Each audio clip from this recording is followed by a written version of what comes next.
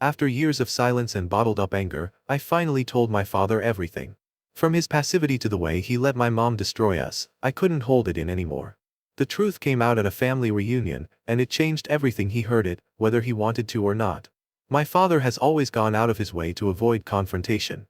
He's extremely passive. He won't stand up for himself, and he sidesteps any kind of conflict. If someone bumped into him on the street, he'd apologize. If his paycheck was wrong, he wouldn't fix it. If a mechanic messed up his car, he'd just accept it without complaint. Unfortunately, this made life extremely difficult growing up with my narcissistic mother. She controlled every aspect of his life. She convinced him to quit his job and become a stay-at-home dad, made him responsible for all the housework, constantly belittled him, cheated on him openly, even bringing her affairs into our home. She made it her mission to break him down daily, and he never once fought back. My extended family did their best to support me over the years, and they urged him time and time again to leave her. But he never did. When she would turn her anger toward me, yelling, insulting, and tearing me down, my father remained silent. He never stood up for me. When I went to him for comfort or help, he'd either sweep it under the rug or defend her behavior. As a child, that was crushing. As I got older, I started to really understand how unhealthy and twisted the situation was. When I turned 18, my mother kicked me out without hesitation, and my father just sat there, staring sadly, saying nothing. I joined the Air Force not long after and got stationed across the country. Honestly, the emotional damage could have pushed me down a really dark path, but therapy and the good people I met along the way helped me steer in a better direction. It took years of effort to reach a healthier mental place. I carried so much hatred and anger for so long. My mom eventually left my dad 2 years after I got stationed and absolutely devastated him in the divorce. A year after that, she died in a DUI accident, ironically, with one of her affair partners. When I heard it took her hours to die, I felt a disturbing sense of satisfaction, and that's when I realized I still needed help processing everything I'd been through. Now, at almost 30, I'm in a much better place. I have a girlfriend who's incredibly understanding and supportive, possibly the best thing that's ever happened to me. She knows my history and helps me stay grounded. I've done a lot of work to move forward without letting anger or bitterness consume me, or at least, that's what I believed until recently. I have been extraordinarily low contact / near no contact with my father since I left. As much as I try, I cannot make that connection with him.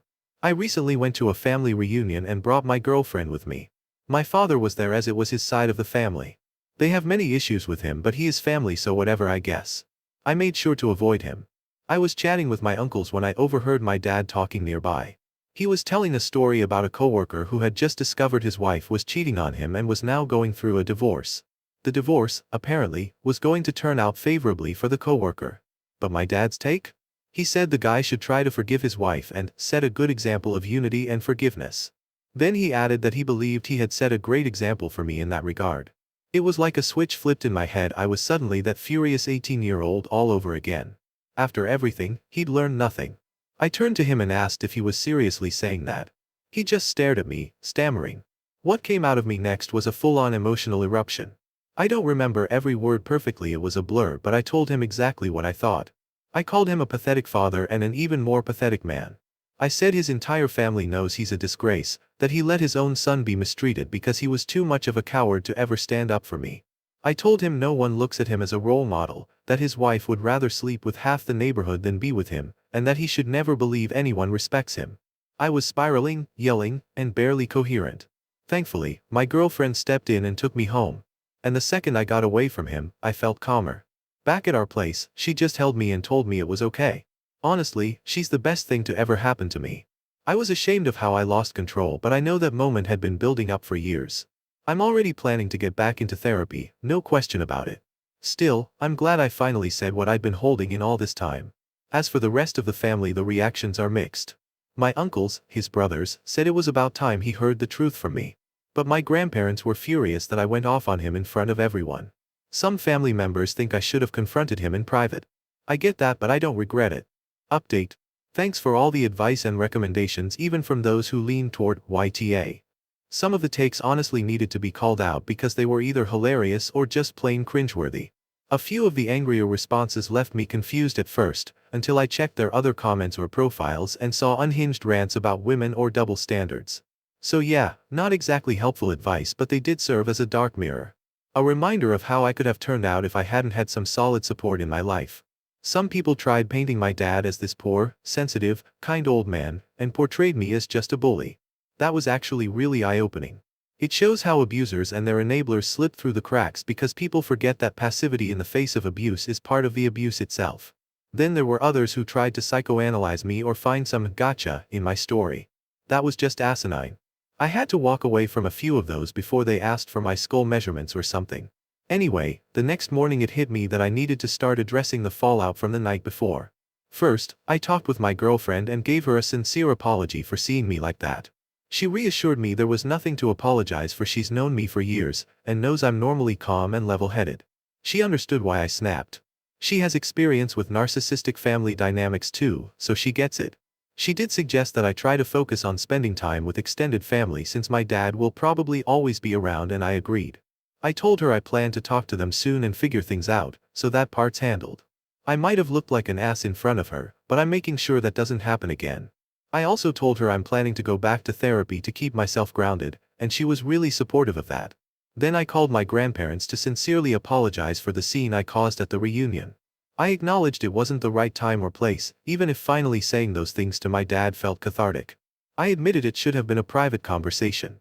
I also told them that while I love spending time with them, I'm going to need to take some space now and then.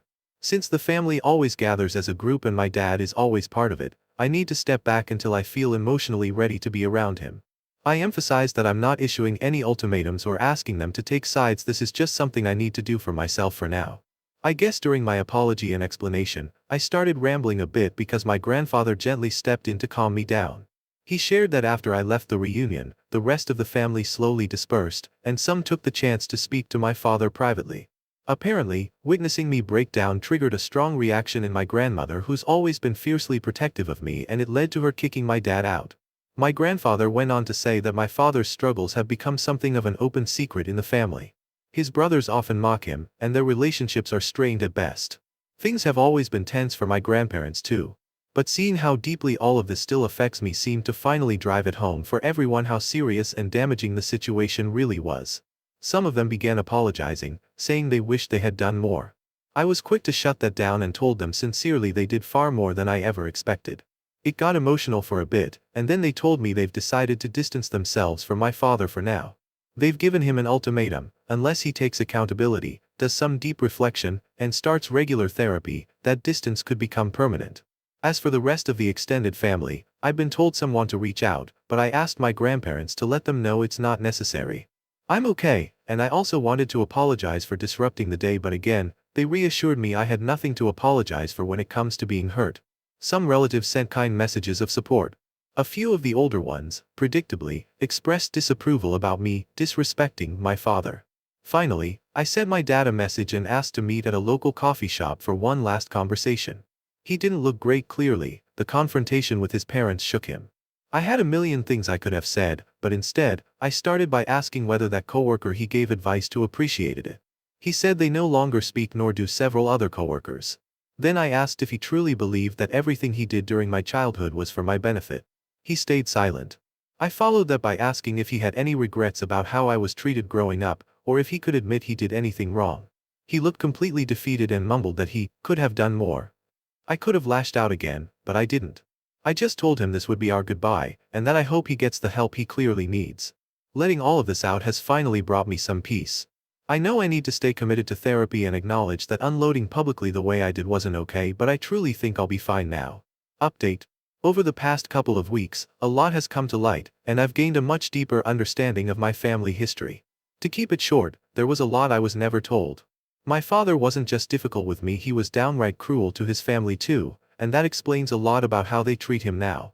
After reading through a ton of feedback, including posts on Best of Redditor updates and Boru, one recurring question stuck with me: was my extended family partly to blame for my father's behavior? That maybe their treatment of him contributed to who he became. Since I'm trying to rebuild family relationships, I decided it was time to ask the hard questions.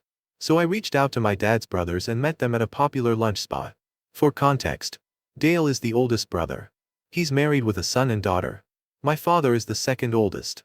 John is the second youngest, married with one son. Bill is the youngest, married with 3 daughters. I came in direct. I asked them honestly about what my dad was like growing up, beyond the surface level things I knew, and what really happened between them. Dale let out a sigh and said that while I already knew some things, there was a lot they had chosen not to share before, mostly because it never felt like the right time. Growing up, my father was a decent kid, shy, bright, good at academics, into sports, and incredibly close with his younger brothers. He met my mom during his junior year of high school, and that, they said, was the turning point. Here's what I learned. At first, my mom was just distant and cold to the rest of the family.